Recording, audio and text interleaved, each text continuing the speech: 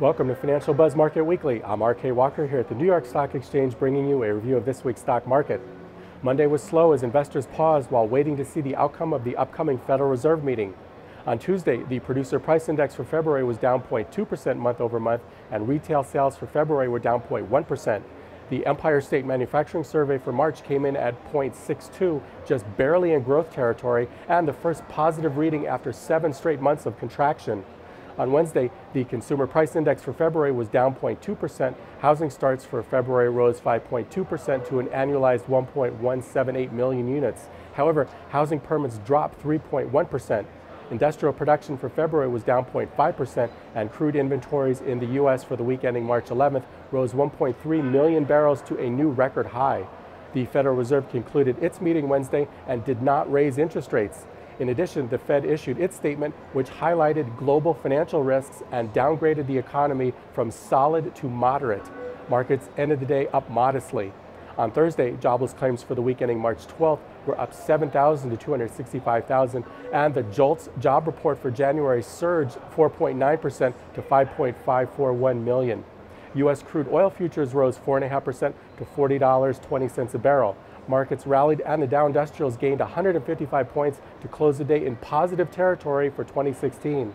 On Friday, consumer sentiment for March fell to 90.0 compared to the prior month's 91.7. Markets opened modestly higher as oil prices rose. Now let's take a look at some stocks. Shares of Valeant Pharmaceuticals plummeted by more than 50% after the pharmaceutical company cut its 2016 revenue forecast by 12%. The company also explained that a delay in filing its annual report could possibly cause a debt default. Investor Bill Ackman commented that he still believes in Valeant's future prospects and plans to be more proactive in his dealings with the company. Oracle reported quarterly earnings on Tuesday, showing mixed performance. The tech company topped analysts' earnings expectations but missed revenue projections. Oracle reported adjusted earnings of 64 cents per share on $9 billion in revenue. Shares of the company increased by more than 4%. Guess Inc. released fourth quarter earnings, after which shares of the company fell about 15%. Guess earned 57 cents per share for a total of $47.8 million, significantly lower than the $53.9 million or 63 cents per share from the same period a year ago.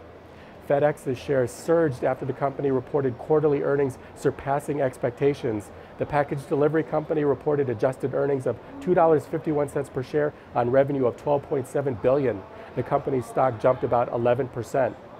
Google Cloud Platform has a new client, Apple, which has decided to reduce spending on Amazon Web Services. Amazon shares dropped 3% Thursday after Apple's announcement. Apple still remains a customer of Amazon and uses Amazon services to run parts of iCloud. This is Financial Buzz Market Weekly. I'm RK Walker, and I'll see you again next week.